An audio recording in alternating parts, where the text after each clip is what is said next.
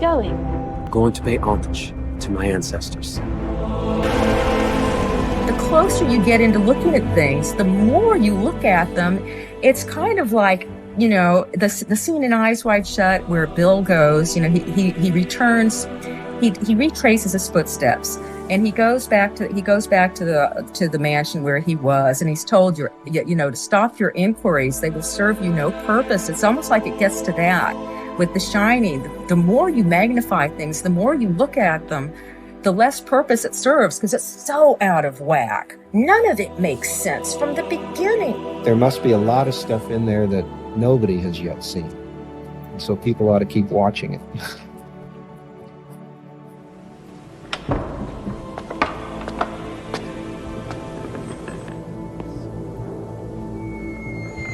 Good evening, sir. Good evening.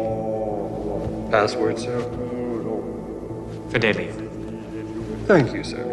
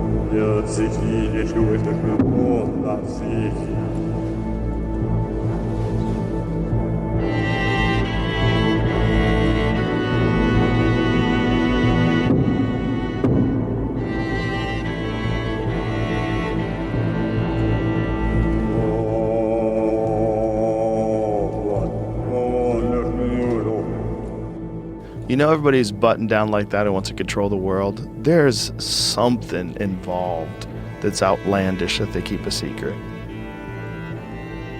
That's always been the case with secret societies. I mean, that's the whole Eyes Wide Shut thing. That there's some freak shit going on behind the scenes to anybody that really wants to control everything. You don't just want to control everything. You want to control everything so you can get away with some freak shit, too. Right, I'm saying, but these Epstein-like characters have existed throughout history. Whether they were kings or what, like human beings are human beings universally. So everybody is a supplier. Epstein, Weinstein, like these guys knew what these extremists liked and provided it, and provided the way for you to have $1 billion and not create a fantasy island type environment has not existed throughout history. Right.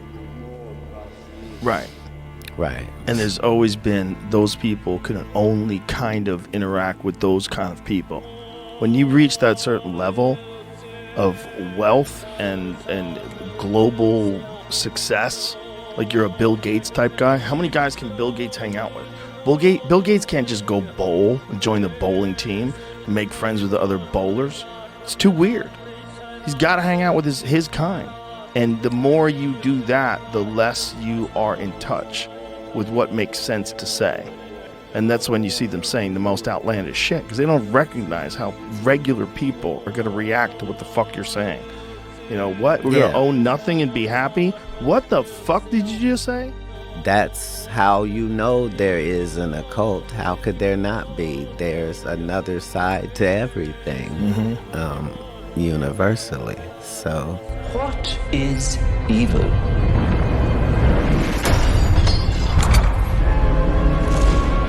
Well, there are those who would use their knowledge of magic for nefarious purposes. Power, fortune, fame. The spells they cast are not incantations for luck or good harvests. but more like bargains, struck with dark, ancient and hungry spirits. Evil spirits whose help comes with a price. Coming, my sweet! I'm doing an incantation! This had better work. Or it's curtains for Christian. And what was it about Ireland that made you want to move here 20 years ago? I was seeking solitude. Ireland is steeped in the poetic, mystical magic. They say the devil is in the details. And with this album, all the details are just right. Now I've misspelled Beelzebub. It's your manager. Bernard, old friend. We're in the final stages here. It's all been surprisingly easy. I did the incantation to summon the chosen girl, and as if by, well, magic, she arrived. Oh, the book's power is really quite impressive.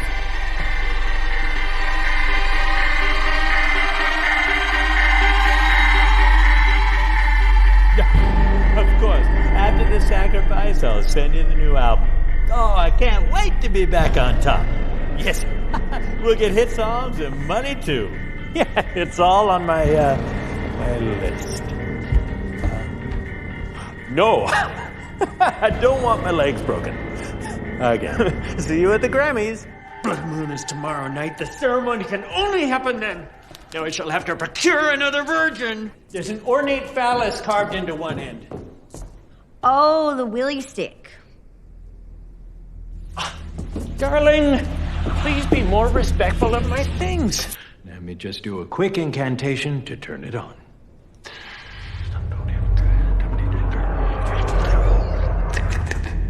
This is a satanic ritual. Satanists? Oh my God, don't tell me I should have had her baptized. This is preparation for a virgin sacrifice. What? Like, bang a goat? Yeah, like some demons are into that, you know, you just different strokes. But listen. On the eve of the blood moon, the virgin's body will float to where the spell was originally cast. The blood moon? The weather woman was on about that. It's a weird lunar eclipse thing. She said it was tomorrow night. It's just like technical paranormal stuff. Of course it would sound weird to like a layperson. Okay, that's not so bad. And again, killing the virgin is pointless. It's a sacrifice. Been through this. You think I don't understand sacrifices? I have put up with your tragic magic for years. I have sacrificed all our royalties to get the money to buy this fucking book. It better work. The sacrifice is a trade, you see? A covenant between myself and the Dark One. And then? Yes. And then, my darling, you'll have the riches you deserve. You put that Subaru Jeep thing I like on the Satan list? Satan.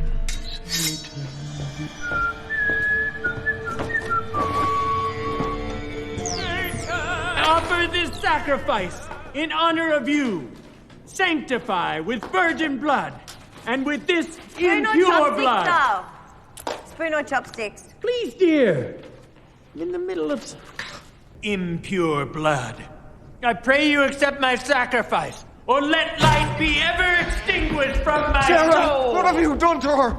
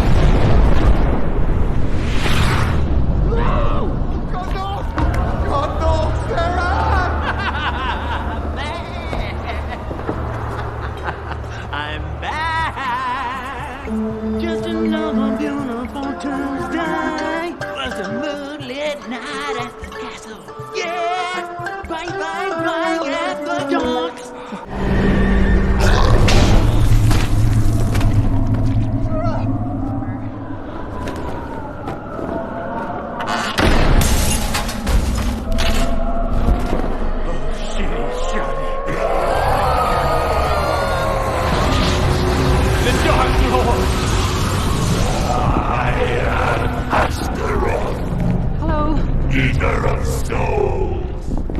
Which one of you mortals summoned me for? That be me, Astaroth, my lord and master. Oh, it's wonderful to meet you finally. Let me serenade thee. My keyboards are just hither. Silence! You have broken our contract. Now, we will feast on your soul. Once you understand it, you understand it. Yeah. This is what the Anunnaki said.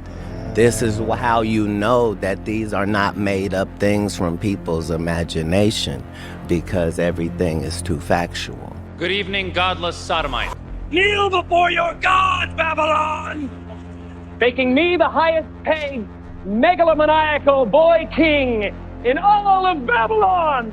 You see, if you go and visit the very home of the Oscars, where they hold it each year, you can see a plaque on the wall that says the Babylonian Court. The camera shows you the stage, and you see an unmistakable Tower of Babel embedded into the design. Outside of the Kodak Theater, you have the gate to Ishtar, and you have Babylonian gods put on the outside of the gate. They have the exact elephants. They have the same exact gate of Ishtar. They have the same exact Babylonian gods over the top of the gates. Like, a lot of people come up here and they thank Jesus for this award. I want you to know that no one had less to do with this award than Jesus. He didn't help me a bit. So all I can say is, suck it, Jesus. This award is my God now. I'm thankful to the Oscar gods. The other names of the gentlemen are all gods as far as a category concerned. When you get this little golden statue, you become a star. In the Egyptian culture, they also had a little statue that represented the god Ptah. And see, when an Egyptian king died, it was believed that his spirit went into the belt of Orion, and he then became a star. Up until 1999, the Oscars was held at a building called The Shrine, which was founded by William Florence and Walter Fleming, two high-ranking Scottish Rite Freemasons. Hollywood has long been interested in Freemasonry. Gene Autry, John Wayne, Nat King Cole, Duke Ellington, C.C. DeMille, Clark Gable, Walt Disney, Oliver Hardy, you name it, the list goes on. Many celebrities have come out and admitted their connection to Freemasonry. You can see the checkered floor, you can see the archways, you can see the sun motif in the background. All of these are letting you know exactly who owns this organization. While the world is wandering after all of these celebrities, we would do well to heed. Understand, this is the only reason that we can talk about these big Illuminati-like entities at this period of time. It's just because of time. Like, they aged out. Like, you can't get in new, so everybody got decrepit over there, and they can't exchange, really. Through this period of history. Throughout history, you could really, it was much easier to get people to not tell nobody. Right. As part of your... Boxer Ryan Garcia, in the heart of controversy, is promising he will talk only about boxing now. He's had fans worried after multiple bizarre posts on social media, including a story about him being kidnapped. Take a look at this bizarre situation with boxer Ryan Garcia. They're not, but did you ever see the Bohemian Grove thing? That is absolutely 100% real. It's people dressing up like wizards, but saying some secret ritual. Control shit. It's weird, burning an effigy in front of an owl. Same with Burning Man. Bro, this is so different than Burning Man. It's the government. So they took me in the woods, bro, and I'm not joking, bro. I have proof, bro. I don't give up. Bro, I will show you every video you could ever believe. Bohemian Grove is real. They tied me down, and they made me watch, dog. I absolutely don't give up anymore. Yes, I lost it. They're little kids. Denver police have had a serious problem with teenagers and Satanism over the past 5 years. The most disturbing, an increase in teenage homicides and suicides with ritualistic or satanic overtones. Animal sacrifices, birds, dogs, church desecrations and burglaries, palaces stolen. They use them to drink the blood of their sacrifices. Do you still believe in Satan? Yeah. He can come into you and make you do wicked stuff and weird things like that. Like, for instance? Hurt people, hurt your family. In the 80s, I felt compelled to defend Satanism, primarily because you have to understand, growing up in this religion, I almost began to regard it as a kind of problem sibling. It was like my brother.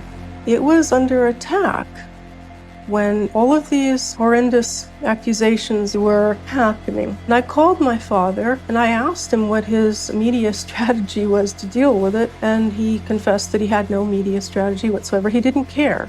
At that point, he was living in a complete isolated bubble. My mother had left him.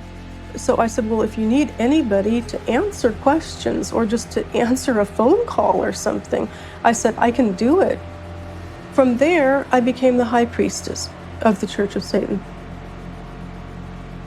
Forced underground by the religious hysteria of the Middle Ages, Satanism was resurrected, first by an Englishman named Aleister Crowley in the early 20th century. It entered its modern era in this country just about 25 years ago, under the theatrical guidance of Anton LaVey, California-based high priest of present-day devil worship. LaVey founded the Church of Satan. Now, despite its preachings of evil and hate, the Church and its offshoots are constitutionally protected religions. I believe that hate is necessary in a controlled way just as much as love is necessary. LaVey penned the best-selling Satanic Bible. It's the handbook of devil worshippers everywhere. And for a time, he was considered chic enough to attract the attention of Hollywood. After working together on a film, LaVey made Sammy Davis Jr. an honorary member, while the late Jane Mansfield was for a time among LaVey's most passionate followers. Most of the people that are in my group are professional people, they're business people, they're people that are from very responsible walks of life. I do lecture on various occult subjects. It isn't all Satanism. I lecture on voodoo, West Indian magic, African magic, Norse magic, and also try to help people with various problems, enlighten them on these concepts of magic, folklore, and offbeat religions. This is how I got involved in this as a religion. I understand that, what are you doing? I'm giving a blessing to the audience. I don't think they appreciate it. They were throwing it back. Well, they thought it was a curse. Would you like me to show them how the sign of the curse works? Sign of the curse? Completely different. How does it go? No, not at you people out there in the audience, but this is the difference. Aim it toward Red China, would you? This is the sign of the horns. A curse sign, the two fingers extended. This way, spread apart for sort of shotgun blast, you know. I always all over, figured if I ever met the devil, it'd have dirty fingernails. Go on. No, they're not. Yes, they are. Well. Dirty fingernails. Well, that's because I've been fooling around with your equipment. Never mind. Don't blame it on the story. Go on with it. All right. So that's the sign of the horn, and then what happens? Is that it? Well, there are other ones, too. Yeah, what are the other ones? The other ones, one of them's the pox sign. That's 3 fingers extended. A pox on you? A pox on you. During the Middle Ages, this was used. But You're originally... a bad cat. Well, you have to be bad to be good, don't you? Is it true that you teach people how to make voodoo dolls and stick pins in them to hurt people? That's right. I believe that hate is necessary in a controlled way just as much as love is necessary. But could it really work? Of course it works. It's been working in primitive societies for a long, long time. Well, then how come you don't pick out the despots of the world and make dolls like that and stick pins in them so that you want them to win. You want the bad guys to win, right? Well, I don't say they're necessarily the bad guys or the good guys. It's not up to me because the only people that I would cast a curse or a spell on would be people individually that would sort of get under my skin. Why are you staring at me like that? Because after all, hate should be a personalized thing. Name, sir?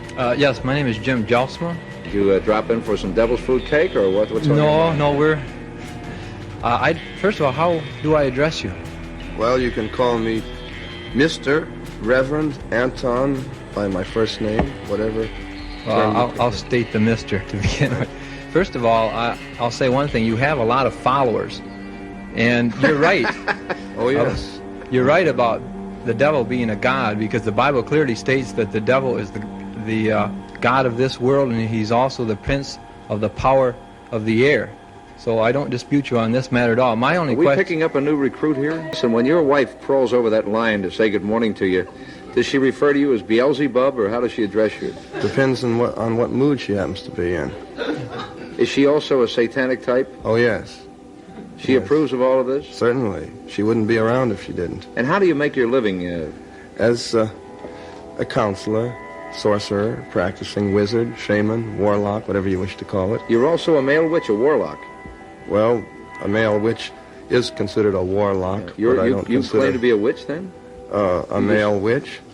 Certainly, but not a white witch, not like some of these people that have been on various shows that bend over backwards trying to convince everyone how good they are. They never perform black magic, only white magic. Every time you saw Taylor Swift on your TV at the Super Bowl, you were flashed with demonic hand gestures and an inverted cross. As right next to her was this woman, Ice Spicy. The second she notices she's on TV, she does her hand gestures and shows her cross. I mean, you don't even have to be conspiracy theorist for this one. Her friends are drinking, doing whatever, watching the game, and she does this. It just looks so forced. And for those of you saying it's not an upside down cross, Playboy Cardi literally posted it on his story, and in up close videos and photos of her you can see she's clearly rocking it. After the Chiefs won, the President of the United States posted this on his Instagram saying, "Just like we drew it up in these red eyes." Kanye West was at the game wearing all black with a black mask with Jesus Christ in between his eyes. This is the biggest stage in the world. Everything on your TV is there for a reason, and we haven't even got to the commercials or the halftime show.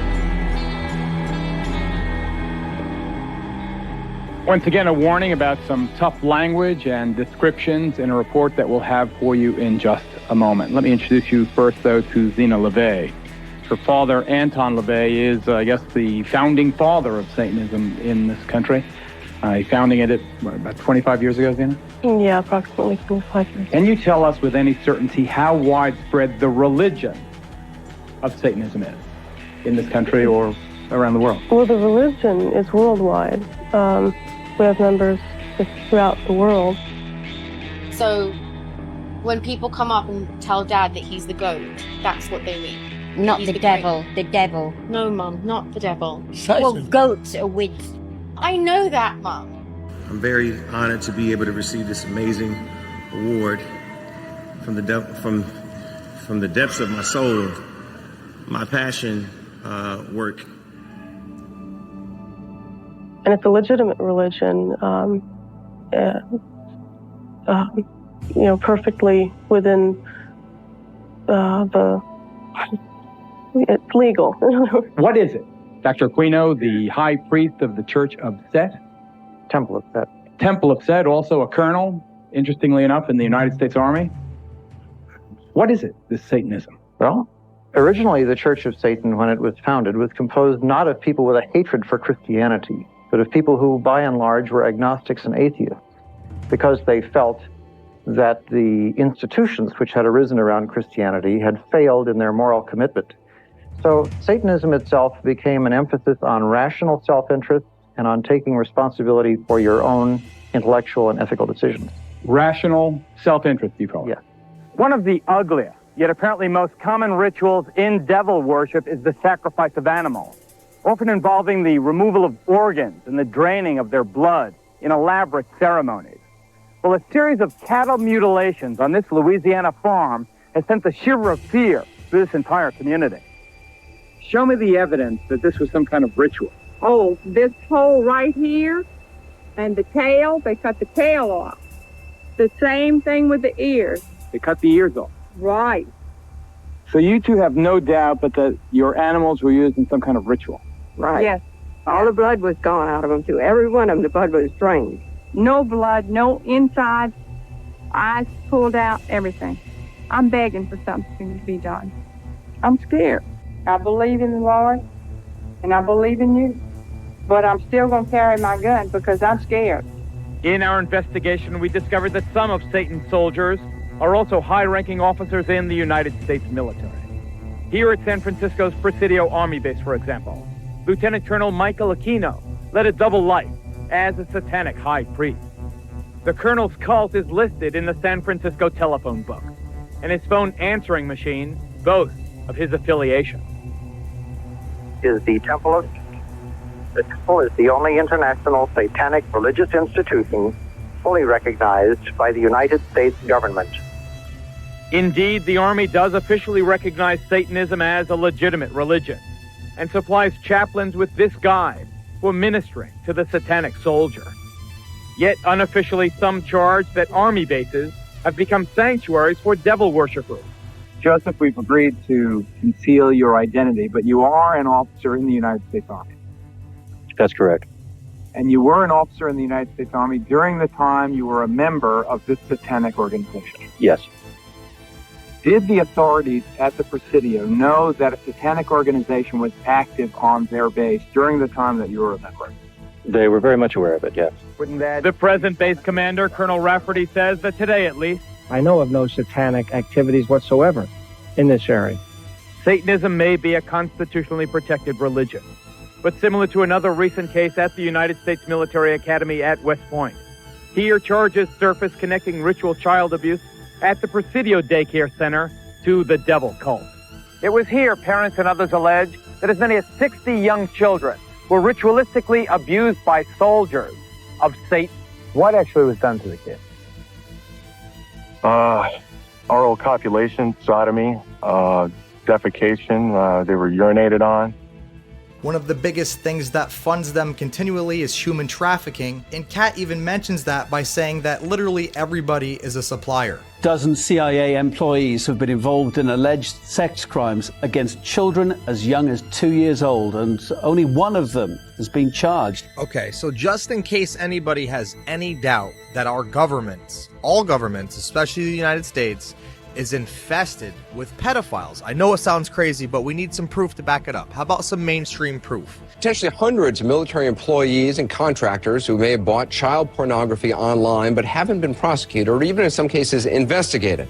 That's right, you heard me, child pornography. As many as 1,700 names, according to a U.S. Senator, on a list of 5,200 from an internet sting operation overlooked the first time around 4 years ago. Only now are they supposedly getting a second look, and only after pressure from investigative reporters and the U.S. Senator you're about to hear from, Republican Charles Grassley. Pentagon porn story began in 2006. An Immigration and Customs Enforcement child pornography sting operation called Project Flicker produced payment records of about 5,200 people, many of whom provided Army or fleet zip codes or military email addresses. According to DCIS documents revealed in a Freedom of Information Act request, out of that 3,500, investigators uncovered 264 employees or contractors, including staffers for the Secretary of Defense and contractors at the NSA. 9 people had top security clearances, but only about 20% of those 264 people were completely investigated. Fewer still were prosecuted, and after about 8 months, the entire probe was halted. It left about 1,700 names totally unchecked, 1,700 alleged kiddie porn customers, an unknown number of whom may still work in some capacity for the Defense Department. The Defense Department releasing brand new details into an investigation involving child pornography and dozens of its workers and contractors, some with top-level security clearance. Not only are these very serious accusations, but investigators say some of the people involved were handling the nation's most sensitive secrets, potentially making this a matter of national security. Chief Fox Report correspondent Jonathan Hunt with the news. Appalling story, Jonathan. Do we know more about these people and their security clearances? Well, we don't know their exact job titles, John, but what we do know is that they did appear to be working, some of them, at high levels across a range of government agencies. Take a look at this, for instance, the National Security Agency, the National Reconnaissance Office, and the very secretive Defense Advanced Research Projects Agency. Others also worked on actual military installations, including Edwards Air Force Base in California and also the California-based Naval Air Warfare Center. So they had access to military secrets in some cases and military hardware, John. Are all these suspects under arrest? They're not all under arrest. We got 94 pages of investigative material from the Defense Department today, including dozens of specific individuals. They have not all been arrested, though. Some have been tried, some have been sentenced, but the cases simply fell apart because of lack of evidence. And legal experts tell us it is always very difficult to prosecute child porn cases, not least because it's difficult to prove who exactly was on any given computer. Listen. Who has the password? Who has the identification to get into that? Was it you who opened the computer and I went on it? Those are very difficult aspects in prosecuting. Then there's finding the victims. Are they abused victims? Are they underage? Did they appear overage? You know, there's a lot of difficulties built right into child pornography cases. But Josh Hanshaft also told me it is imperative that the government find a way to prosecute in these cases because they are so important and so disturbing. And this isn't just about workers committing crime. No, it's not. The big fear here is that there is a possibility that these people open themselves to blackmail by a foreign power that wants to get information about our military secrets, or even terrorists. So the Defense Department is very concerned. It says they are taking all of these cases very seriously indeed, John. I bet they are. Jonathan Hunt. All right, despite the DoD taking steps to limit access to various websites, most notably child pornography, the Pentagon apparently has come under investigation for links to the proliferation of graphic material. Called Project Flickr, some 5,000 individuals have been identified as having subscriptions to child porn sites, including many DoD-affiliated persons. So this ongoing national investigation has now prompted the House to introduce a bipartisan bill that would help the DoD stop the use of its network to, quote, possess, procure, or produce child pornography. May I say, one little reported facet of my case is one of the federal agents involved in one of the operations against me said that they intended to plant child porn in my husband's computer. This is the FBI. Trove of documents were declassified. More than 3,600 pages of deeply disturbing material, logging sex crimes against children committed by at least 10 CIA employees and contractors against very young children. Had inappropriate sexual activity with an unidentified 2-year-old girl. Admitted to have an inappropriate sexual contact with the then 6-year-old girl on 2 separate occasions. The Personnel Evaluation Board voted unanimously to recommend termination and revocation of his clearances. The Eastern District of Virginia U.S. Attorney's Office declined prosecution of, based on taint issues from the information and the lack of previously identified child pornography victims in his videos. This individual, whose identity was cloaked by a code name along with everybody else, was fired but never charged, according to the papers. Another CIA employee was caught with thousands of inappropriate images of children on his work laptop. The CIA badge is a real-life equivalent of a get-out-of-jail-free card, even for the worst of crimes. All they have to do is say that they want to protect classified information. There should have been whistleblowers at every step of the way. And the reason why it took so long for this news to finally see the light of day is because the CIA fought it in court. Somebody help me understand why this isn't headline news. Like, why isn't this blasted all over everything that has a news channel or news anything? This is the senior Pentagon official who oversees the elementary school division being arrested for human trafficking. This is the real story that you need to hear today. Senior Pentagon official overseeing elementary schools division arrested in a human trafficking sting. For years, we have been mocked and ridiculed as conspiracy theorists whenever we observe that there are high-ranking officials in the United States government that are involved in human trafficking. And every time there's a big story like this one, something else is in the news to distract everyone. How many times does a story like this have to come out before people realize what's actually happening? Human trafficking is one of the biggest problems going on in our world right now, and it's terrifying how many people are. The most popular technique for laundering money is through high-valued art.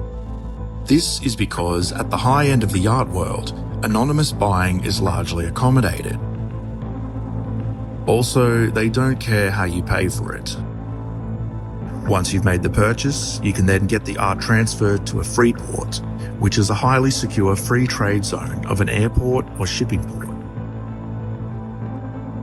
Goods in this area can be exported or imported without customs or import taxes, provided they are exported in their original form. You can then sell the art to a legitimate buyer without ever seeing the piece.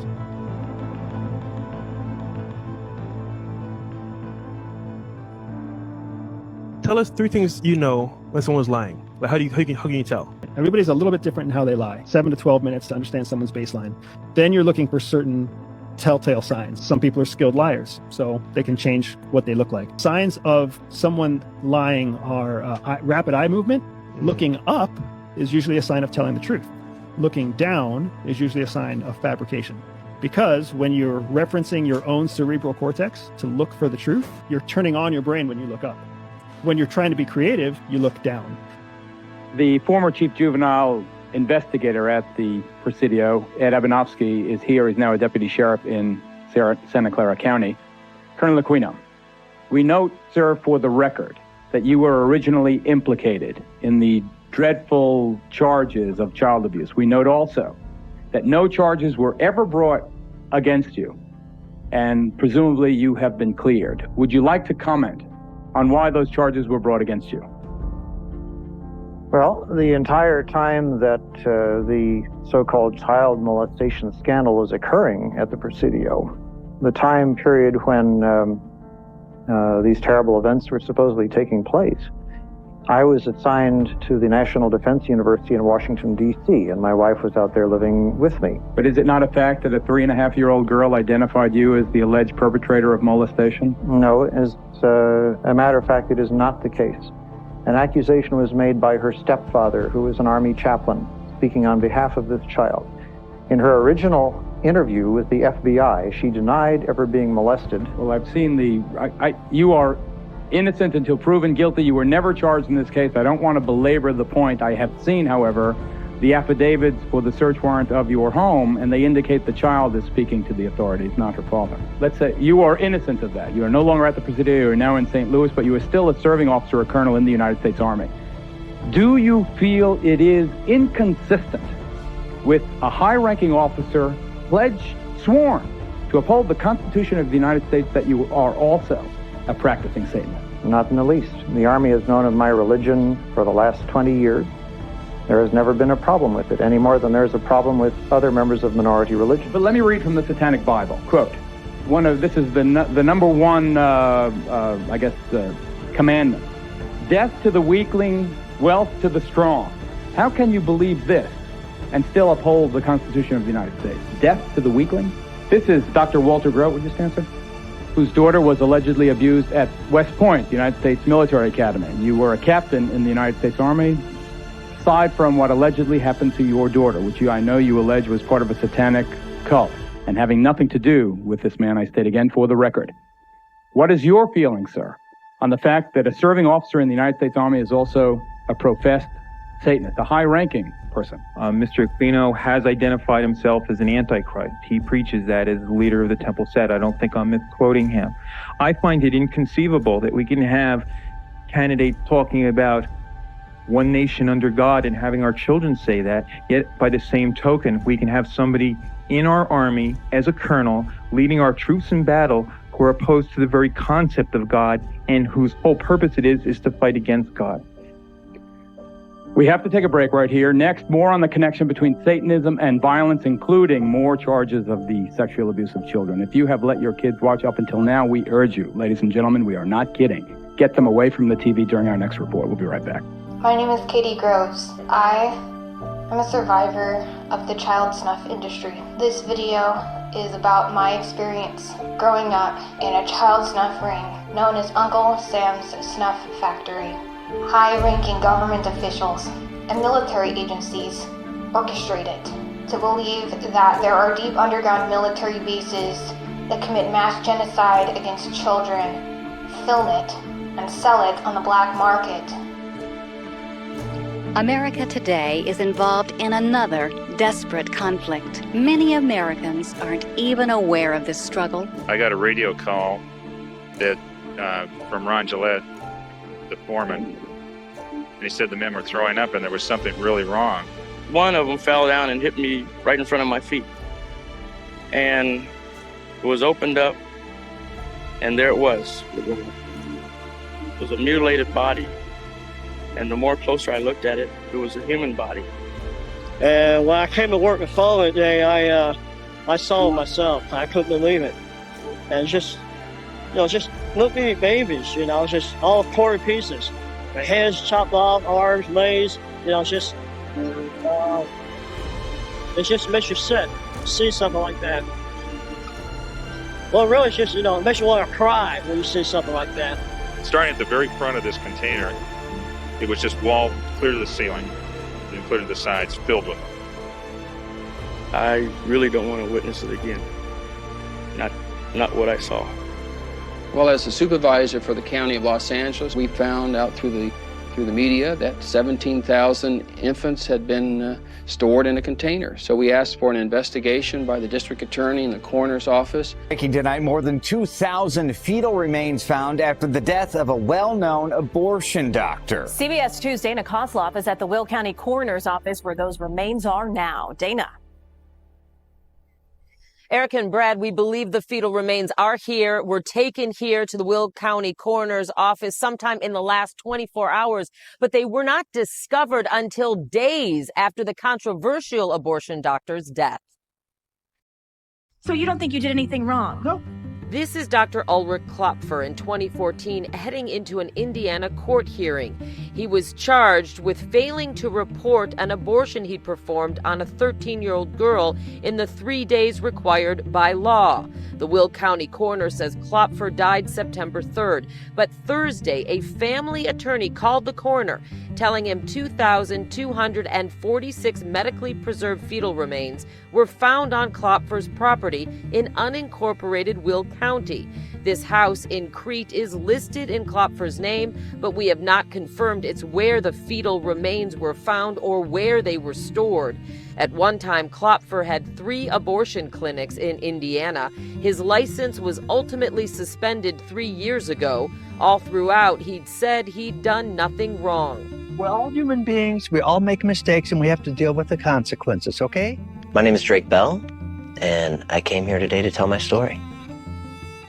Have you ever told your story publicly before? I've never told my story publicly. No. I was sleeping on the couch where I would usually sleep, and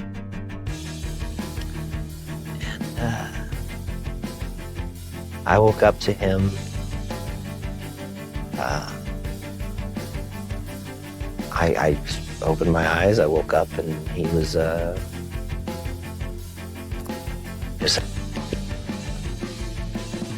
And I froze and was in complete shock and had no idea what to do or how to react.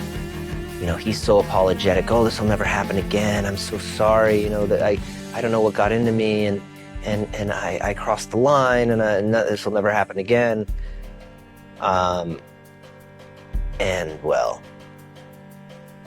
he figured out how to convince my mom and everyone around to have me, you know, anytime I would have an audition or anytime I needed to work on dialogue or anything, I somehow ended up back at Brian's house. I really don't know how to elaborate on that on camera, really. Why don't you think of the worst stuff that someone can do to somebody, and that'll answer your question.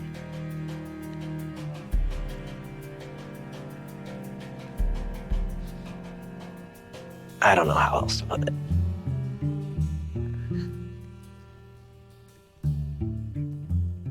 It was not a one-time thing. It was not a, oops, no, it is, I mean,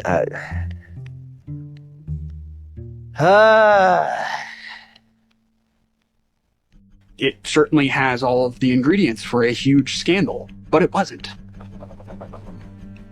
Drake would be in the dressing room or something, and in would pop Brian, and just touch Drake. You know, do things that, wait a second, what are you doing? Drake can put that on himself. And the thing is, this is in front of people. Then he'd maybe walk over to Drake and be feeding him some lines or whatever and put his arm around his waist, put his hand up on his shoulder and kind of run it down his arm and things like that. Leo, as you know, is the latest, hottest, hunkiest teen idol there is. Yeah, awesome. I saw this video of Brian Peck on Growing Pains with Leonardo DiCaprio, grabbing his shoulder, running across him and going down his arm. That's the kind of behavior I saw him with my son. Same frickin' behavior. On the day of sentencing for Brian, I get to the courthouse. It was the most unbelievable thing I'd ever seen. His entire side of the courtroom was full. Full. There were definitely some recognizable faces on that side of the room. And my side was me, my mom, and my brother. Brian had been convicted, but getting all of this support from a lot of people in the industry, and yeah, I was pretty shocked.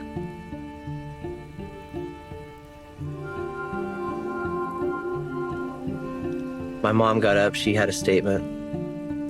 I wasn't going to address Brian. There was no reason to. I addressed my statement to everyone in the room. I looked at all of them, and I just said, "How dare you?" And I said, "You will forever have the memory of sitting in this courtroom and defending this person. And I will forever have the memory of the person you're defending violating me and doing unspeakable acts and crimes. And that's what I'll remember."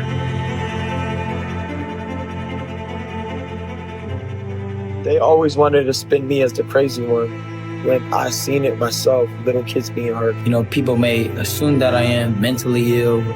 What did they say? I'm going through a manic episode. To try to make what I was saying, which was the truth, seem like it was a lie. What the Illuminati and the elites do is they take what God did and make it theirs. That's something they do. Everybody thinks this is a joke. It's like the movie Look Up. What's that movie? Look Up? The world is ending. There's an asteroid coming. Everybody's like, yo, let's take some pictures. Sometimes we need to just be able to say things to one another. We need to hear things.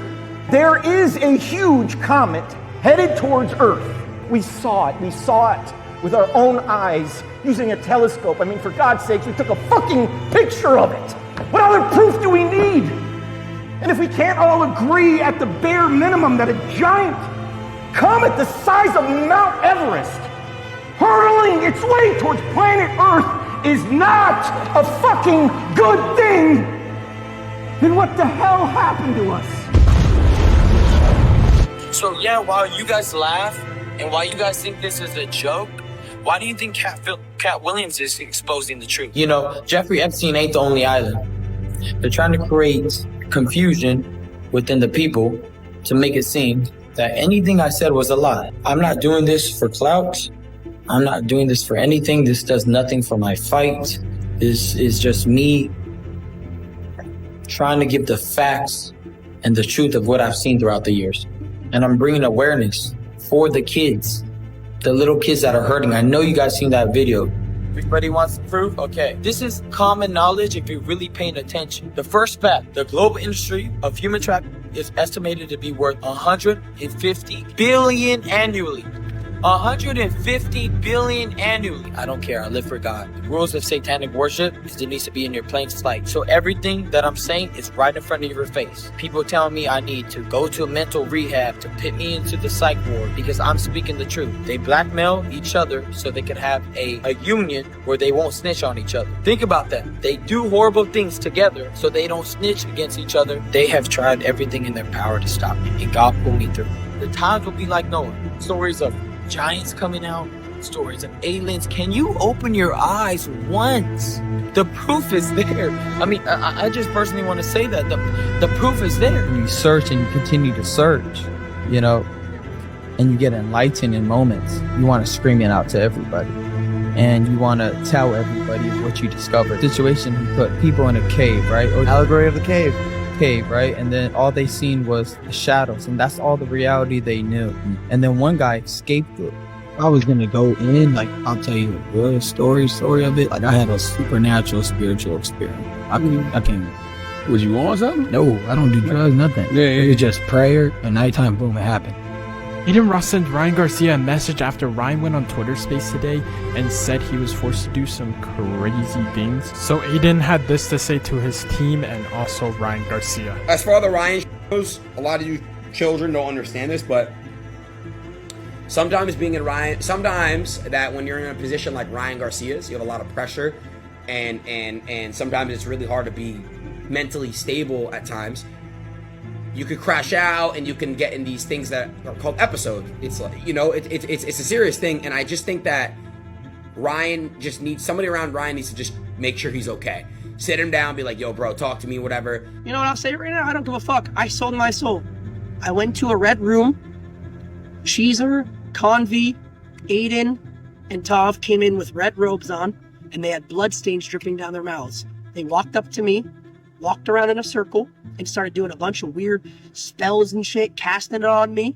And I walked out after that, checked my bank account, $2 million in the account. Water has been demonized. And if we drink it, it's gonna make us a demon magnet. These people are sick. They even went a step further to hire a witch doctor to hex its water. Not only that though, but the brand has gone out of their way numerous times to entice customers to sell their souls for this canned water. I mean, just watch their commercial. Have you ever heard of a real witch summoning demons and trapping them inside cans of water? Inside this very warehouse sits the entire inventory of liquid death mountain water. Each can is about to be infused with real demons by a real witch. A lot of what I practice can be considered traditional witchcraft. What you're about to witness is very real, very dangerous, and in my opinion, a terrible idea. We enter into the dark half of the year. Now is the time of the dead. I ask you, spirits, those who are listening, I offer this water as a vessel for you to come into this world. When the cans are opened, you are released. I welcome you. Now is the time of the dead. Demon-infused liquid death. If you drink it, will you become possessed?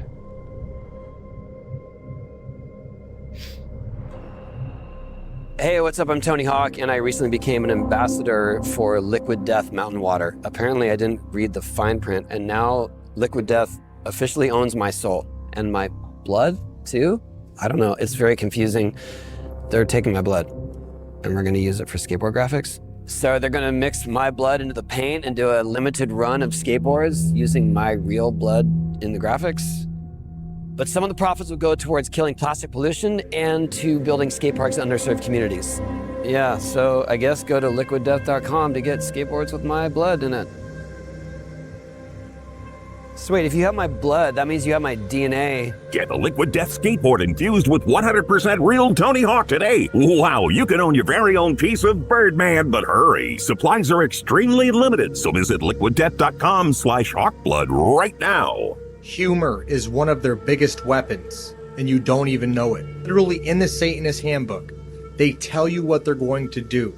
If they tell you this drink is possessed by demons, and you choose to drink it because you think that's cool and edgy, you're giving negative entities permission to enter your body by drinking this. Literally signing your soul away without even knowing it. It's coming out more and more and more, and people just choose to ignore it, and some people choose to rock it. They think people like me are crazy. This has nothing to do with God, and everything to do with them representing evil and refusing good. This week on Impractical Jokers, we have the one and only Anthony Davis. All right, for the next Sally's Choice, you could either sell the soul of the sneakers to me, or sell your immortal soul to me. This is where we're going, selling my soul to this son of a bitch? Yeah. You don't have to. You could give him the souls of the sneaker. What is the process of selling a soul? What do I owe you? It's your soul. What does that mean going forward? This means when you die, your soul will belong to James Murray. I'm going home with these. I'll sell my soul. You'll sell your soul to me? I guess. I don't know. So, but listen, like even the devil wouldn't sell his soul to Murray. Like, think about this. No, seriously. Think about this. You don't know what he's gonna do with your soul. Nothing's gonna happen. Bring in the notary. What? So you know my cousin Helen, she's a notary. She brought the contract for you, bud. You're just gonna wanna read this over real quick. Oh, wow. I, Salvatore Volcano Jr. of Staten Island, do immediately give my eternal soul to James S. Murray of Princeton, New Jersey. Eternal? Yeah, sounds bad, doesn't it? In return, I will receive a gift of rubber foam, cotton, and polyester blends. Man, if you put it that way. Keep going. Use of mine own human blood to certify the deal. Or I rip those souls out. Souls out of the shoes. All right. Take my soul. Oh, no. You fool! You fool! We're gonna need you to prick your finger, get a little blood going, and then after that, Helen will notarize it for you. Blood, that's blood. Here you go. Where did I put my blood? It's right next to the lines. Is this what you feel like at a contract signing? Yes. Yes. All right. We just need that notarized. Own your soul. Congrats, Mark. Sneakers. Looks like the boys hit the big time, and Gatto decided to jump ship due to some things in his personal life. Maybe he didn't like the direction where the show was heading. Maybe he didn't want to sell his soul. They all think this is a joke. They're trying to desensitize everybody to people selling their soul. Well, they just so happen to have a famous basketball player, have a lot more views. It's all part of the agenda. Real human blood. If you know, you know. Watch JTT.com. 8 women are accusing actor Morgan Freeman of inappropriate behavior and harassment. The women allege they were subject to unwanted touching and comments. Morgan Freeman should be exposed for what he's done. He had an inappropriate relationship with his step-granddaughter. Morgan raised this little girl, and once she became a teen, he preyed on her. Morgan Freeman adopted Dina while he was married to Jeanette. 7-year-old Adina Hines is the granddaughter of Morgan's first wife, but she was raised by Morgan and his second wife, Myrna. Myrna apparently filed for divorce last August. Just a few weeks before that, Freeman was seen at the Dark Knight premiere with Adina, where witnesses said the two looked unusually close. Once Freeman's wife found out about the secret affair, she filed for divorce, and now the Inquirer is claiming that once proceedings go through, he and Hines are set to wed, along with countless other newspapers. What it was when this began, apparently, 62-year-old with a 17-year-old. Close to the family tells the mag that when Adina was a teenager, she told Myrna that Morgan attempted to have sex with her. Myrna confronted Morgan and he agreed to leave Adina alone, but the relationship continued for years. The alleged affair is reportedly what caused Myrna to file for divorce after 25 years of marriage. The source says Morgan is trying desperately to keep his divorce out of open court, so all the shameful facts won't become public.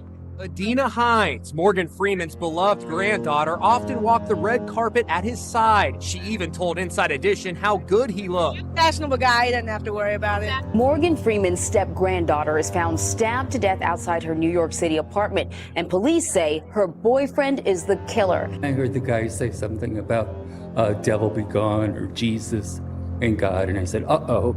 He was like kneeling over her, screaming about God has arisen. I mean, he was totally off the ranch. Lamar's lawyer, Beth, said in court that Adina had told Lamar and others that her grandfather engaged in a sexually inappropriate relationship with her. This is damning information. She says Morgan Freeman molested her and he caused this. He did this. Lamar Davenport's mother yelled to reporters as she was ushered out of the courtroom. I've seen things at parties. I've seen artwork. I've seen statues. I've seen things in some people's houses that just seem to be mimicking occult stuff I'm reading about. Last year, I got into the Academy, the Oscars.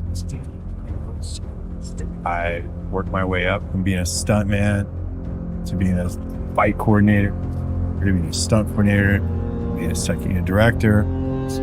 I've had an amazing career, and I've had an amazing life.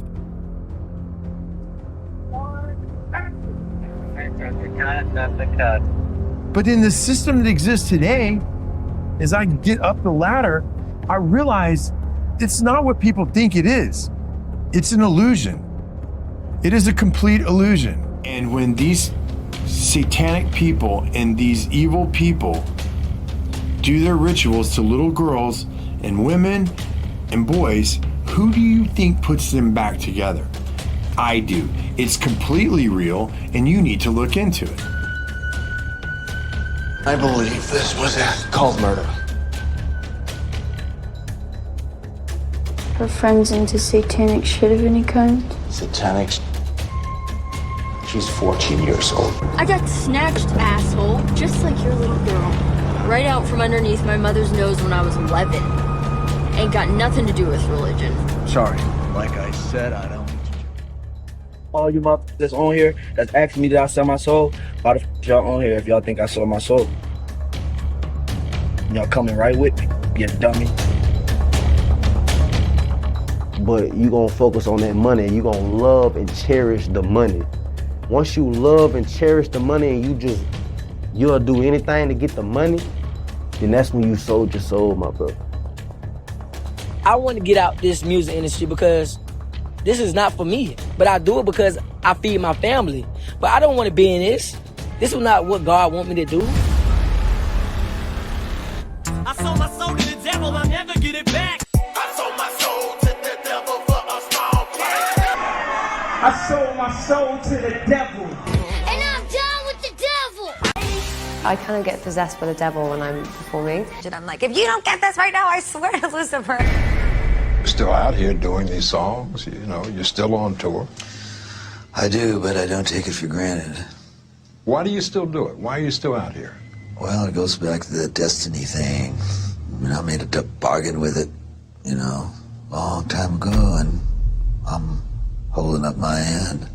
What was your bargain? To get where I am now.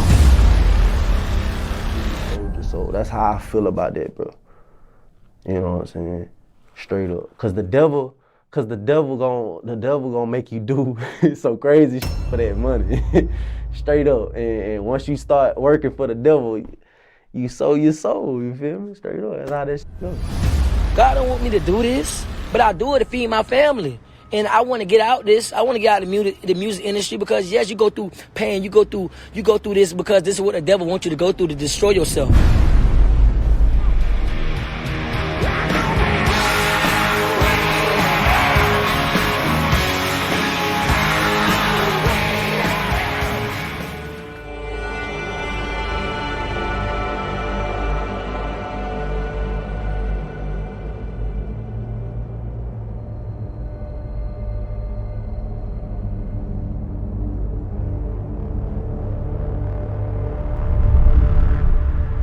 Should I ask who you made the bargain with? with the chief commander. On this earth? And this earth, and then in the world we can't see. I swear I wanted to be like the Amy Grant of music. Yeah. But it didn't work out, and so I sold my soul to the devil. All the good girls go to hell. People sell their souls to this devil because of money, and he really does give them money. But at the end of the contract, that's why Jesus said, what would it profit a man to gain the whole world and lose his own soul? All right, so when you went there, the friend who took you there, what were you supposed to get from that particular shop? So in particular, that was going to help your career grow. Yeah, so Crystal took me to that shop, and what she said was, this man is going to initiate you. He's going to baptize you into the brotherhood. And then after he baptizes you, things are going to start going your way. When you left prison, you got out and you started chasing fame and chasing clout, and then eventually you did chase money. Do you feel like in that process, you sold your soul at all? Hell yeah. Hell yeah. No doubt about it. Hell yeah. 26 years old, some people have written you off. What message are you sending with this performance and with this title? I'm like a witch and you can't kill me. I keep coming back every year and every year I get better. 28 years old, skating the best you ever have in your life. How do you explain that to people? I can't explain witchcraft. Like many of the organizations, when you reach a certain level, they call them certain things. In this, when you reach degree 10, you reach Illuminati level. What I'm about to show you is a booklet, a sacred booklet from their organization, in which shows you what to get ready for as you begin to go into the Illuminati section. Spiritual contact with the deceased, applying telekinesis, forming the alchemical cloud, alchemical invisibility on oneself, invisibility on an object, applying the alchemical cloud, materializing a film of sand, applying assumption, cosmic communion, contacting the Akashic archives, I know some of you have heard of that, and perceiving the future, contacting the cosmic masters. This is all sacred, okay? And you need to understand that this is the type of stuff they actually do. This is real. What is going on there? That's a regular love profession. We don't know nothing about that. Okay, well, can we get a close up on that? Yeah, we don't know nothing about it. What is the profession? Yeah, which profession are we talking about? Just look at it. Is it a legal profession? Of course it's legal. It's a legal profession. I'm trying to read it. Okay. It's too many diamonds. It's too bright. It's too bright. Well, anyway. Oh, Mason, are you a Mason? Of course I am. Okay. That's a secret theory. Why you gonna say you might as well put your pinky out when you drink? Of course I am. Pinky out. You know, the secret theory. Anyway, let's do it first. But that is impressive, Mr. Old Deal. I don't have a chance. Anyway, so like, look, the Freemasons and their grasp on the military, all right? Well, at least the Army. Can't speak on other branches, but I was in the Army for 4 years. But what I know, there's two sides of the Army. There's the enlisted side and the officer side, all right? And I was deployed with a staff sergeant, which is an E6. And I noticed him studying some Freemason shit, right? When we were in Afghanistan during some downtime, he was reading a book with the logo on the cover and shit, the Freemason logo, right? And so I said, I didn't really ask him about Freemasonry. At that time, I didn't really, that's not really where my head was at. But I asked him, I said, well, what's up with that shit right there? What are you studying? You know what I mean? And he said, he's trying to become a Freemason because he said you'll learn about it as your Army career progresses, but basically, you know, he said that he didn't call it a secret society, he called it a fraternity, all right? And he said Freemasons are basically a fraternity, and in order to get your E8, which is a master sergeant or a first sergeant in the Army, you got to be part of the Freemasons. And in the military, we have a thing, it's almost like your resume from the military. It's called an ERB, which is a enlisted record brief, all right? And there's also a DD-214 when you get out. That's your discharge paperwork. Both of those have an M on them if you're a Mason. Part of the Army called S1, right? And I was like fucking around with this chick that worked for S1, which is like a paper pusher job in the Army. And I was kicking it with her one day, and I just happened to glance at a couple ERBs. I wanted to see what some of these first sergeants and the sergeant major in my unit, you know, what kind of credentials they had and shit. I was looking at their awards on there and stuff, and I asked her what that shit was. I noticed the M on there, and that's what she told me. She said, oh, that means they're Masons. I don't really know what it is, but it's something that, it's some kind of club that E8s and above are in. On the enlisted side, E8 and E9 are the key leadership roles. All they're really doing is relaying orders from Freemasons. The United States Army, I can't speak on the Air Force or the Marines or the Navy because I wasn't in those branches, but from what I know about how fluid the military runs, it's probably the same in those branches too, okay? The United States Army is ran by Freemasons, okay? All the people, all the top brass with rank in the Army are Freemasons, whether they'll admit to it or not. General Petraeus, he's a Freemason, right? That's why he was in charge of Iraq and Afghanistan for a while. Yes, Freemasons run the Army. I don't care what anyone tells me. I did 4 years of that shit, 16 months in Afghanistan. I know it for a fact, all right? I became a Master Mason, a 32nd degree Mason, a member of the Shriners. I was a member of 2 Masonic lodges. I served as principal officer in one of those lodges.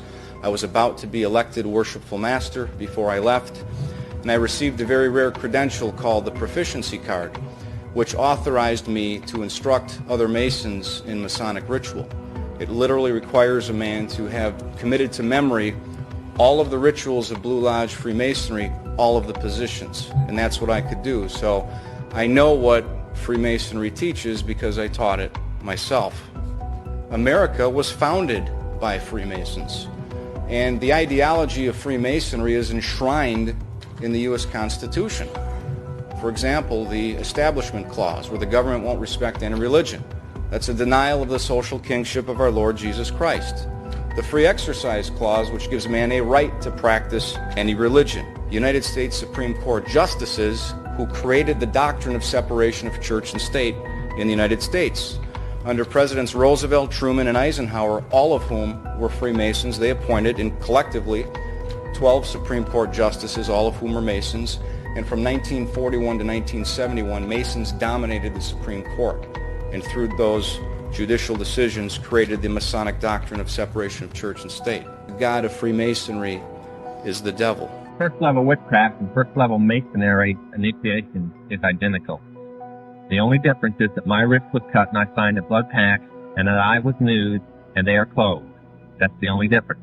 The words, the acts, the time, the blindfold, the charge, everything, even the pledge of secrecy is exactly the same. There's no difference. And in the sixth level initiation of witchcraft, blood sacrifice is the same initiation to the highest level of masonry, the 35th, called the rite of the warrior on the block. 35th degree, the 31st degree, which most of our politicians are 35th degree masons. In the initiation in Freemasonry, we had to be recommended by another Mason. Well, in order to join witchcraft, you have to be first screened. You have to be recommended by somebody currently in witchcraft. Well, when I was initiated, I was blindfolded and bound by a rope, and on your bare chest was thrust the point of a spear. In witchcraft, we were initiated through a very involved ritual, initiation ceremony, wherein the candidate was led blindfolded, bound by a rope, to the edge of the magic circle. And the rope is around your neck and your lid forward. And up front, in the eastern end of the building, is a person who's a worshipful master. And you kneel down before him as if he were a god. What is your problem? Just that, sir. Okay. I'm a Christian, sir. I'm pure and virtuous and wholesome and innocent. How can you say anything about me? Sir, you need to be born again. I am born again. Now, did you just say that you were Lucifer? I am Lucifer. Okay, define Lucifer for me. Pure, virtuous, wholesome, innocent individual that's out to help people. Lucifer is? Yeah. Say that again. Lucifer is a pure, holy, virtuous. Now, is he the Lucifer that God created? That's the same one. So they invented the term white witchcraft, or white magic, and black magic. Witches, in their books, will tell you that it doesn't exist, as it was mentioned in Star Wars. And yet, when they're trying to convert a Christian, they will say they're white witch and not a black witch. And yet they'll tell you in their books it doesn't exist. But they'll say anything to convert you. But there is no such thing. The devil is evil, and you can't whitewash him or anything he does. You were met by the high priest or high priestess at that time, usually with a sword to your chest. When I went to enter the lodge, a sharp object was put to my left breast. And I was warned that should I reveal any of the secrets of Freemasonry, to know what to expect.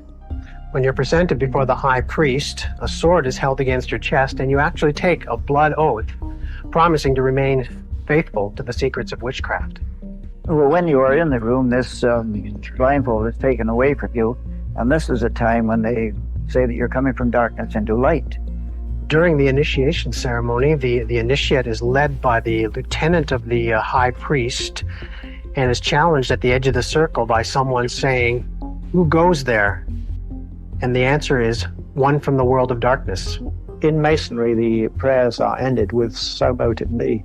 Oh, and one of the other aspects of, or distinctives of the craft was that we would always end any spell or ritual where we released the power, this is where the power was released, with the word "So mote it be." In the initiation in Freemasonry, we had to be recommended by another Mason. Well, in order to join witchcraft, you have to be first screened.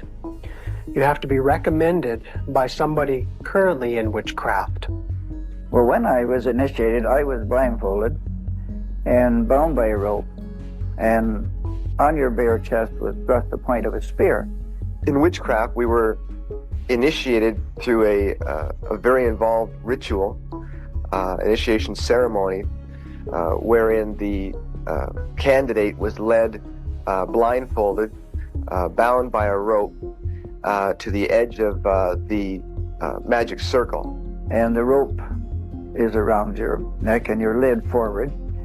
And up front, in the eastern end of the building, is a person who's a worshipful master. And you kneel down before him as if he were a god.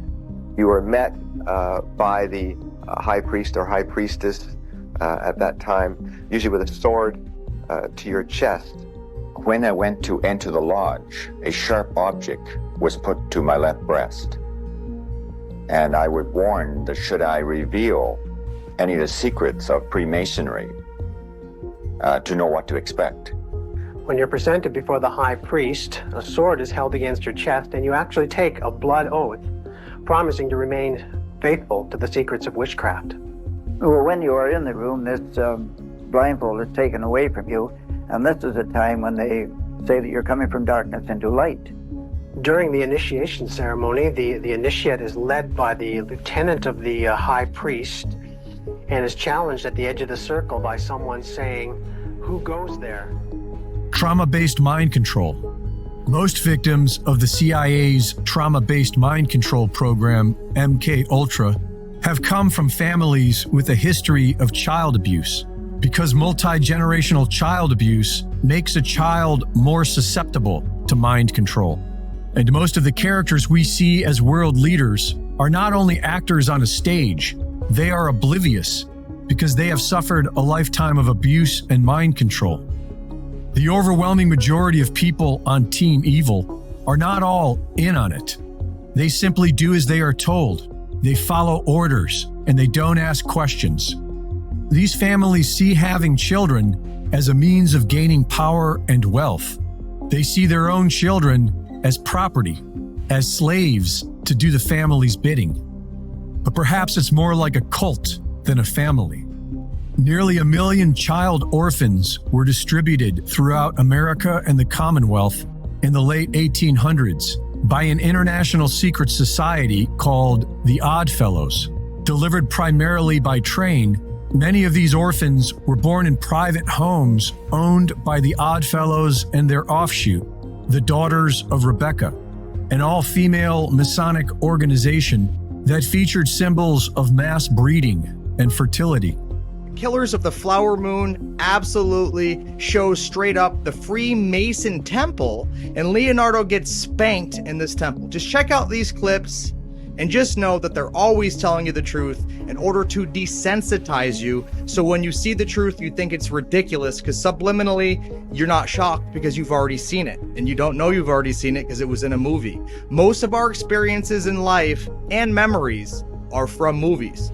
They are powerful, and that's how they control us. Check this out.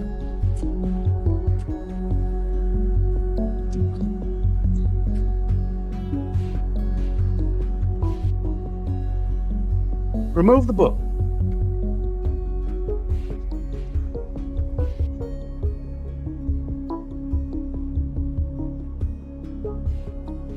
I am a 32nd degree Mason.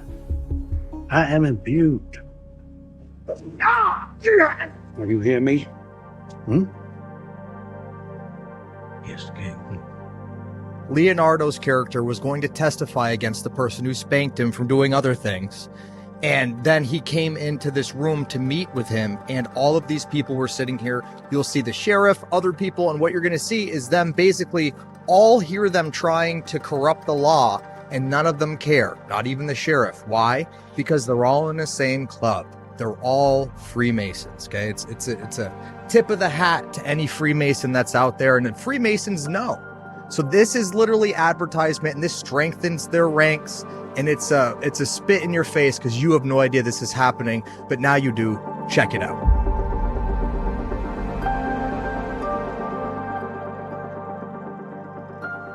Sheriff? County?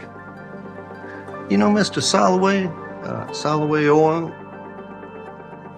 Want to see your wife and kids? Yes, sir, I do. These government men, they beat you. And they tortured you. Oh, no, they didn't, but they did keep me up for days. No! They beat you! They beat you! Yes, they beat me, sir. Thank you! Most of the U.S. presidents during this time were Freemasons. 4 of them were Oddfellows. And at last count, 34 U.S. presidents are directly related to Charlemagne, king of the Franks. The older generation outlawed natural medicine, introduced petrochemical pharmaceutical drugs, and polluted the environment. Little bits of plastic, so small, they're invading our body's cells. Microplastics are eaten by marine wildlife. The animal may feel they're full, but they're not. They can starve to death because there are no nutrients. It's not just wildlife consuming microplastics.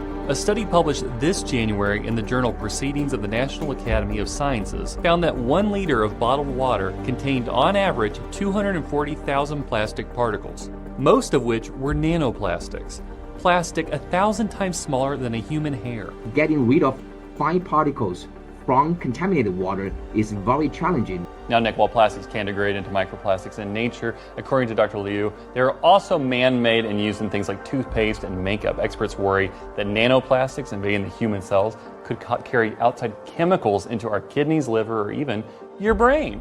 They have found in pregnant mice that the baby has collected those nanoplastics in the baby's cells afterwards because of they're just consuming plastics. We're consuming plastics all the time. Right. Pretty scary stuff, right? Yikes. It's some Happy Friday. You just don't want to know about sometimes. There you go.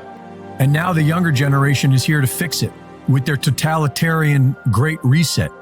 It's a multi-generational plan that works because of family loyalty and also because of the third reason why they keep it in the family. Now they even get into the New World Order and the Illuminati. They also get into pre-crime, and in the video, Start of the Mark, I get into that as well. So a lot of these elites are literally born insanely rich, and when you can buy anything in the world, your life changes, and it goes from wanting material things to literal power. We could trace this conspiracy of tyrants all the way back to the 18th century, but we'll begin with the year that gave birth to the Federal Reserve Bank and Big Pharma. In 1910, the Carnegie Foundation published the Flexner Report, which directly led to the shutting down of natural traditional medicine and gave way for the Rockefellers to patent and monopolize the medicine industry. That same year, Rothschild banking dynasty's Paul Warburg, along with high-ranking members of U.S. banking and government, met in secret to hatch a plan that would financially rob every single American citizen for generations to come. Fractional reserve banking was considered a scam for centuries. This changed in 1913 with the Federal Reserve Banking System. Fractional reserve banking became the norm, regulated by the Fed. The Federal Reserve was also given the task of managing the U.S. debt, otherwise known as inflation, the hidden tax where the Fed gets to bail out members of their criminal cabal while everyone else suffers. Meanwhile, their families created their own interest-free banks, utilizing what's known as a whole life insurance policy and family trusts, keeping their own wealth safely out of the Federal Reserve System, a banking system that gave this cabal unlimited funds to wage war against all of humanity. In 1921, after years of meeting in secret, the Round Table Movement, a group that sought to reunify America with the Crown, and the Harvard Business School, merged factions to become the Council on Foreign Relations, a think tank allowing bankers and industrialists the opportunity to engineer government policy and discreetly undermine American democracy. In 1942, the OSS was formed by the cabal as an intelligence agency to fight the war. OSS member Alan Dulles went on to help create the CIA in 1947, who immediately began seizing control of the worldwide illicit drug market, starting with the heroin trade in Sicily. The CIA's reputation speaks for itself. They are the world's biggest drug cartel. I am a former Los Angeles police narcotics detective, and I worked South Central Los Angeles, and I will tell you, Director Deutsch, emphatically and not equivocally. To the mic, sir. These mics don't seem to be... I will tell you, Director Deutsch, as a former Los Angeles police narcotics detective, that the agency has dealt drugs throughout this country for a long time. All right. All right. All right, obviously that is an answer for a lot of you. Now can you please? I refer... All right, now can you please? I refer, Director Deutsch, I will refer you to 3 specific agency operations known as Amadeus, Pegasus, and Watchtower. I have Watchtower documents heavily redacted by the agency. I was personally exposed to CIA operations and recruited by CIA personnel who attempted to recruit me in the late 70s. To become involved in protecting agency drug operations in this country. I have been trying to get this out for 18 years, and I have the evidence. My question for you is very specific, sir. If in the course of the IG's investigations and Fred Hitz's work, you come across evidence of severely criminal activity, Let him speak and it's classified, will you use that classification to hide the criminal activity, or will you tell the American people the truth? If you have information about CIA illegal activity in drugs, you should immediately bring that information to wherever you want, but let me suggest 3 places. The Los Angeles Police Department. For the record, my name is Mike Ruppert, R-U-P-P-E-R-T. I did bring this information out 18 years ago, and I got shot at and forced out of LAPD because of this. I've been on the record for 18 years nonstop, and I'll be happy to give you, Congressman, anything that I have.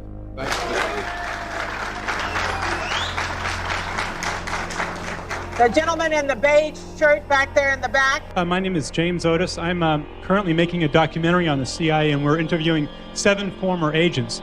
One was sent down to murder the head of Cuba, Fidel Castro. Another gentleman, Colonel Philip Redinger, was sent down to Guatemala to overthrow the government of Guatemala in 1954. The third agent was actually a spy on Iowa State University campus, where he spied on students, dark-skinned students, foreigners, and people from other countries. He was then sent down to Cuba to poison the food supply in Havana, poison the children of Cuba for whatever reason. So we all, I believe, already know this information, Mr. Deutsch. My question to you is, if we know all of this stuff that the agency has done historically, then why certainly should we believe you today when you say, certainly this could never happen in Los Angeles when it's happened all over the world? Overthrower of nations and purveyors of propaganda and MK Ultra. The globalist cabal has these intelligence groups in all of their nations, with no oversight, using them as a secret army to carry out their agenda. In 1944, the World Bank and the International Monetary Fund were created under the guise of fostering global growth, followed by the United Nations in 1945. What they actually did was work together to violently seize control of entire nations. The World Bank trained people known as economic hitmen to make a simple offer to world leaders on their behalf. Either accept a massive loan designed to bankrupt their nation or be killed. And many were. The game is simple. Conquer by debt. The Federal Reserve banking system does it to every individual, and the World Bank and IMF do it to every nation. Once indebted to these crooked institutions, they lose control over their own destiny. The only difference between the mafia and this globalist cabal is scale. Starting in 1951, Henry Kissinger founded and directed the Harvard International Seminar. Funded by Kissinger through grants from private foundations known to be fronts for the CIA, the Harvard International Seminar was yet another group of globalist leaders coming together to discuss the future of a one-world government.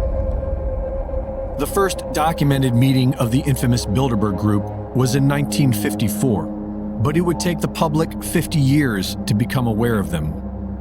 In 1955, the Bilderberg Group privately discussed plans for the European Union and the Euro, 38 years before their creation, slowly making their way into a one-world government controlled by their own interests. One world people exist because it's a very powerful concept to have and far too lucrative and beneficial to not be attempted. Yeah, I mean, if I was going to run some global power organization, I would try to co-opt every single leader, try to suck them in, offer support, bring them out to wherever the fuck I have my big-ass meetings, fly everybody in private jets to talk about the climate crisis. All organizations have to follow the same rules. Yeah. Recruitment is an important facet of all. We have to get some young global leaders. The very word secrecy is repugnant in a free and open society. And we are, as a people, inherently and historically opposed to secret societies, to secret oaths, and to secret proceedings. After they assassinated JFK, the agenda went into overdrive. Destructive leftist programs under the guise of welfare were deployed, making more and more people dependent upon big government. In 1971, the UN votes to admit Communist China and expel Taiwan, lighting a spark that leads to World War. UN Ambassador George H.W. Bush accompanies Henry Kissinger to open up business with the CCP. That same year, a young Klaus Schwab, son of a Nazi industrialist and protege of Henry Kissinger, formed the World Economic Forum, replacing and expanding Kissinger's International Seminar. The World Economic Forum is made up of 1,000 corporate entities, represented by a consensus of 100, the same exact entities that make up the Bilderberg Group, because they are one and the same.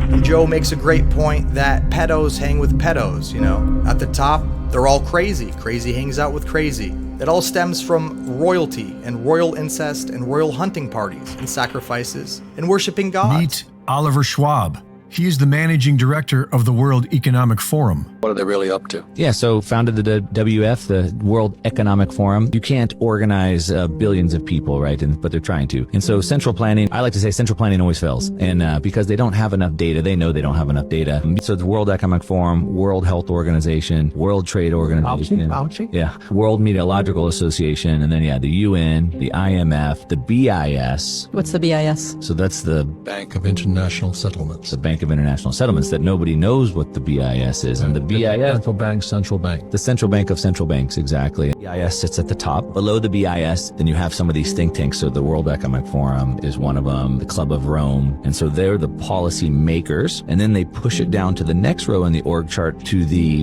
policy enforcers, which are the governments. And so the government a few levels down. So it's really a coup of the bankers. And they use this banker, the BIS at the top, push these ideas through the think tanks and then down to the policy enforcers. And then we're down at the bottom of the subjects of all that, right? And so Klaus is kind of running this. He's sitting on top of the world, hobnobbing with all these people, flying their private jets over to Davos, telling us that we need to cut back on our energy. His sister, Nicole, is a member of the executive committee for the World Economic Forum. In July of 2021, she said that COVID was a huge opportunity to have their great reset. I see it as a tremendous opportunity to have this great reset and to use this huge flows, of money to use the increased levers that policymakers have today in a way that was not possible before. Their father, Klaus Schwab, is the founder of the World Economic Forum. Klaus Schwab, and you will own nothing and you will be happy. And when you hear him say stuff like that and hear them talk about young global leaders, you're like, what is happening here? Like, you seem like a bad guy in a science fiction movie. Like, he wears that crazy outfit that I show you, the picture we have in the bathroom. Yeah. Like, could you be any more obvious that you're fucking insane? Like, you're an insane, megalomaniacal dictator type character who wants to run the world, and you're literally dressing like a Star Wars character. Yeah, there's got to be some weird sexual fetishism thing going on there. That picture up, Jamie. You know that nutty picture. That picture is so every time I go to take a leak, I look at that picture. That's why it's there. Because I'm like, what kind of freak shit is that guy into when no one's around? Because if you're dressing like that publicly and you're telling people they're going to eat bugs and that you're going to own nothing and everyone and then when people catch you on it, you go, those are conspiracy theories. We have nothing to say to those things.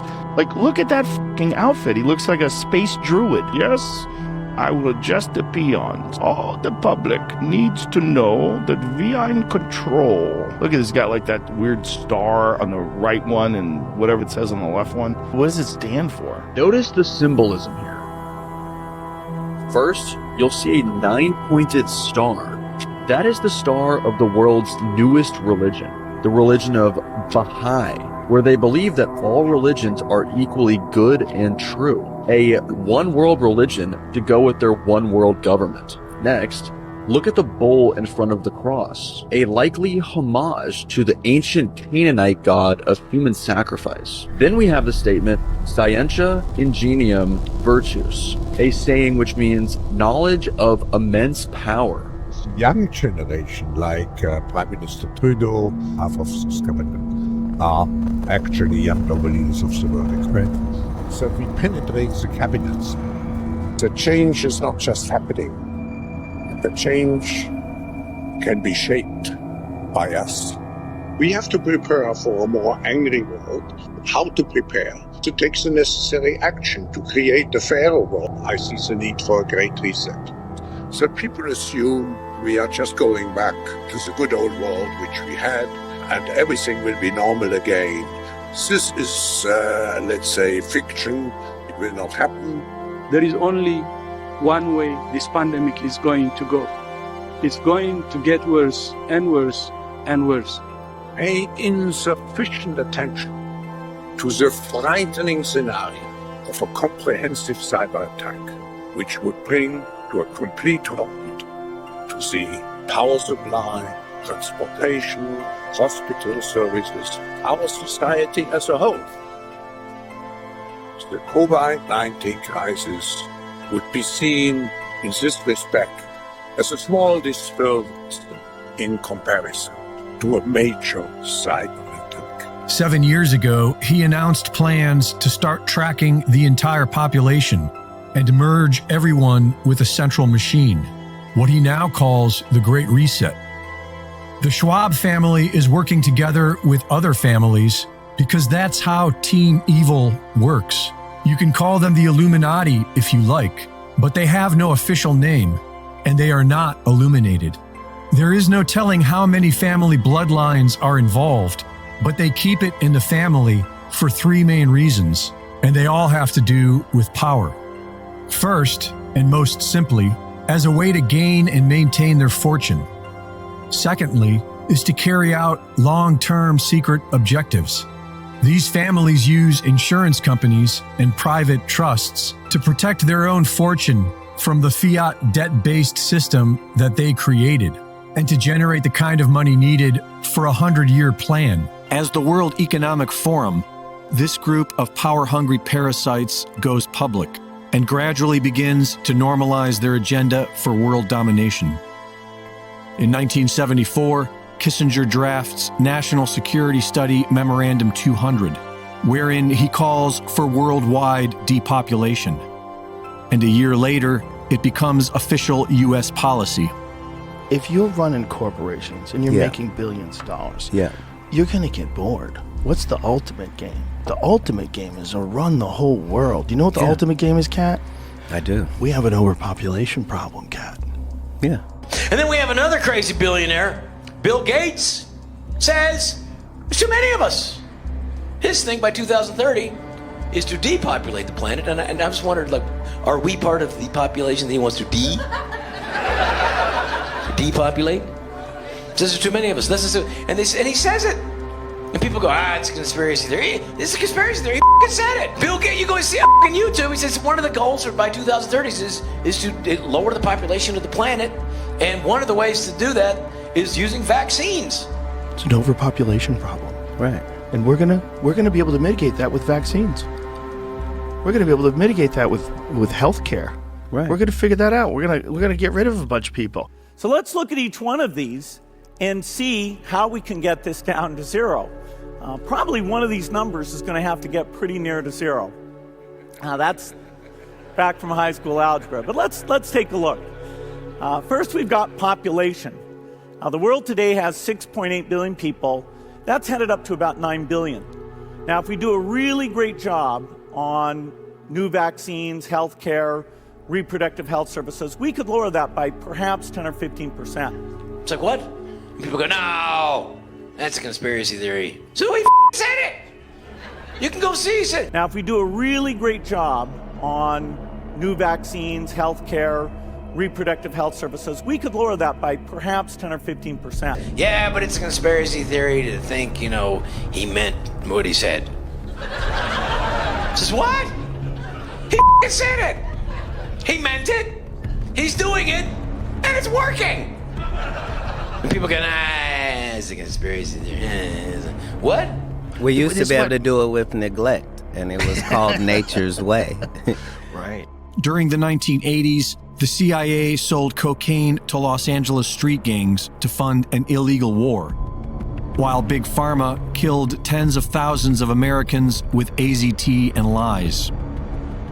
In the 90s, they began spinning the outrageous lie that the loyal, patriotic American is a domestic terrorist, while drafting more globalist policies such as NAFTA. In 1992, Klaus Schwab established the Global Leaders for Tomorrow School, later reestablished as the Young Global Leaders. Attendees include all the major players of the COVID-19 hoax, the lockdowns, and the mandatory vaccines. In 1992, Bill Gates was the head of a computer software company.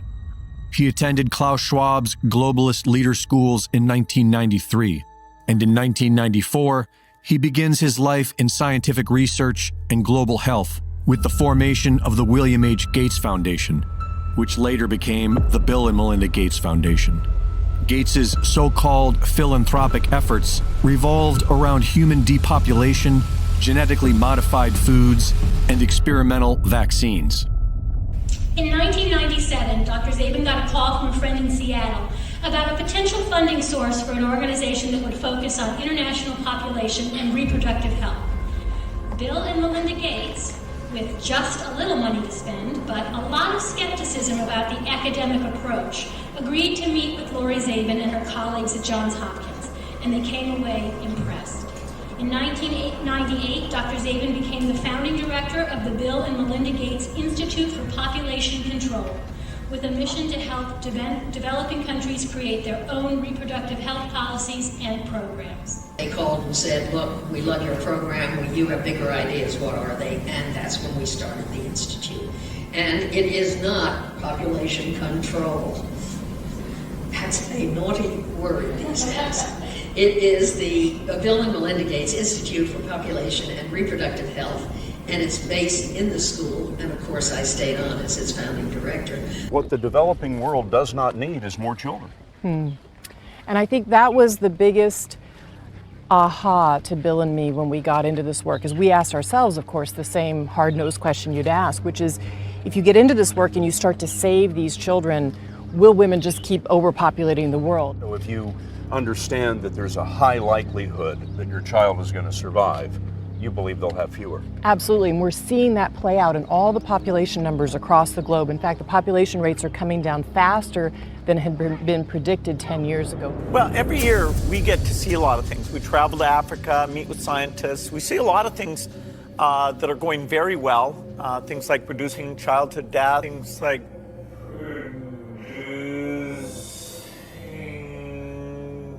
childhood death, and improving the nutrition. So it's a chance for us to share, why we're excited about the work and where things are going. As we make the world healthier, is the population going to get so big that feeding everybody and maintaining the environment is going to be impossible? The population growth goes down as we improve health. And you've had endless anti-vax conspiracy theories and things like that. Do you think that on the whole, people have changed their minds about their willingness to hand over data when it comes to things like health? Well, I'm not sure that, this was an interesting case test of people's trust in their politicians or their health system.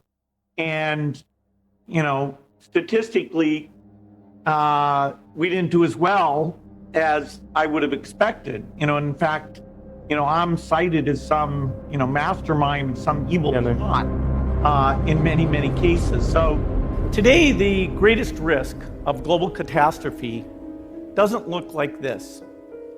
Instead, it looks like this.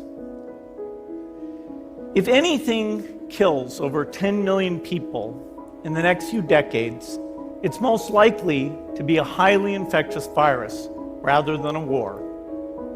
Not missiles, but microbes. I think an epidemic, either naturally caused or intentionally caused, is the most likely thing to cause, say, 10 million excess deaths. And that it's pretty surprising how little preparedness there is for it. Smallpox for an intentionally caused thing, that there was a simulation called Dark Winter that didn't come out very well, i.e. smallpox scored 1 and humanity scored 0. All the things that are out there, what could cause an excess in a single year of 10 million deaths? Now, clearly a big war could, and a pandemic, natural or created by bioterror. Let me go back to Bill for a second. You got widespread attention for a prediction you made in 2015 about the dangers of a global pandemic, and you, sadly for the world, did predict the future. And so let me ask you to do it again. What are you concerned about now? Well, this won't be the last pandemic that we face.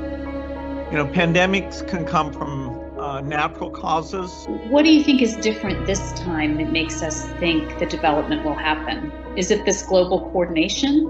It's the pharmaceutical companies working together with scientists in a very coordinated fashion. We have never seen the companies come together in this way. In my lifetime, this will be the greatest economic hit. But you don't have a choice. People act like you have a choice.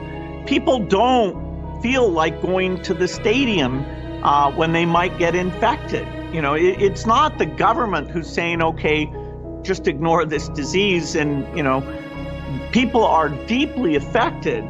You don't get to say, ignore what's going on here. Normalcy only returns when we've largely vaccinated the entire global population.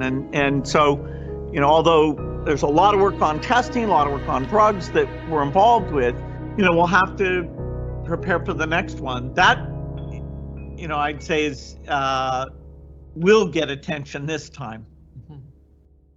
1997, Jeff Bezos's Amazon.com was the world's biggest bookstore. In 1998, Bezos attended Schwab's Global Leaders School. By the end of that same year, Amazon begins selling a wide variety of other products and expands sales outside of the U.S.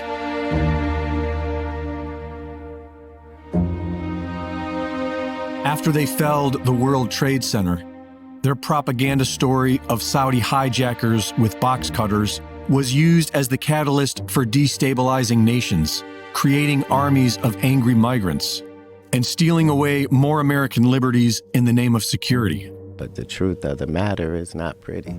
And the truth of the matter is that most people would like to be controlled more by their government if they make it easier. Maybe. Most people are all for government control, as long as they don't have to discuss it. Yeah, as long as it works in their favor, they'll give up a lot of rights. Do rights exist? In Egypt? No, do they just exist at all? Yeah. Where? What do you mean? Can you point to one? They're just things that are given to people, right? They're entitlements absent duty. They don't actually exist. Like right to bear arms, right to a speedy trial. Like do you have a right to bear arms? As an American? Yeah. Yeah. Can you bear a nuke? No. Oh, you can't. I thought you had a right to bear arms. Well, to an extent, there's still governing laws, especially within. I thought it was a right. Well, that's for you to talk to the. So it's not a right? The time that right was written down in the Constitution, there was not nukes, so Oh, awesome. Yeah, there's just massive warships that could cannonade an entire coastal city and blow it to fucking smithereens. Cannonade, I like that. But you can't own one of those either. Obama repealed the 1948 Smith-Mundt Act, which then permitted propaganda to be in broadcasting. It no longer said that it had to be credible. A lot of people have it hard, right? So the government comes in and says, I'm going to make it easier for you, but I'm going to need certain requirements of you. I'm going to need you to have a digital ID. That digital ID will be attached to a social credit score. And we're going to give you universal basic income. You no longer have to worry about food or shelter. You'll be taken care of, and now you can pursue your dreams. Is this the mark of the beast you're speaking of, sir? I think it is. Thanks to a small group of alternative journalists, people all over the world began waking up to the reality that an international cabal of powerful interests are conspiring to destroy national sovereignty, the Bill of Rights, and anything else standing in the way of a one-world government. We are now witnessing their plans coming into fruition, the Great Reset, and Build Back Better. But before they can build back better, they must destroy. They must destroy civilization to the point that we collectively accept them and their tyrannical plans for global corporate governance as our only solution. They haven't won yet, but they are well on their way to victory unless humanity stands against them. For InfoWars, this is Greg Reese. Obviously, their world economic or elite parties would absolutely be insane. And there's been some clips that have came out, we don't know if they're real or not, but nonetheless, this is what I imagine them to be like.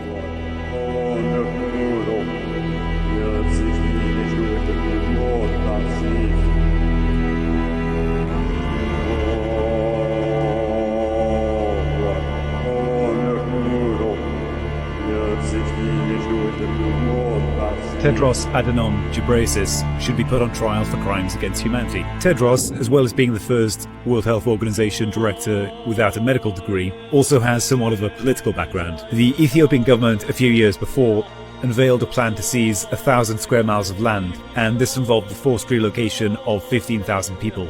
But somehow these ungrateful citizens didn't really appreciate the massive favor that the government was doing for them. Mass protests broke out during a cultural celebration in 2016. The police responded at first with tear gas and later with mass shootings, killed an estimated 500 people according to Human Rights Watch. Foreign Affairs Ministry, led by Tedros, issued a state of emergency and arrested an estimated 70,000 people. Tedros himself got into a public spat with Human Rights Watch. First he denied that the numbers were as high as they were, and then claimed that the police at the event were unarmed. So I assume that in this picture, Ethiopia must have found a way to develop entirely non-lethal assault rifle-shaped devices. Impressive stuff.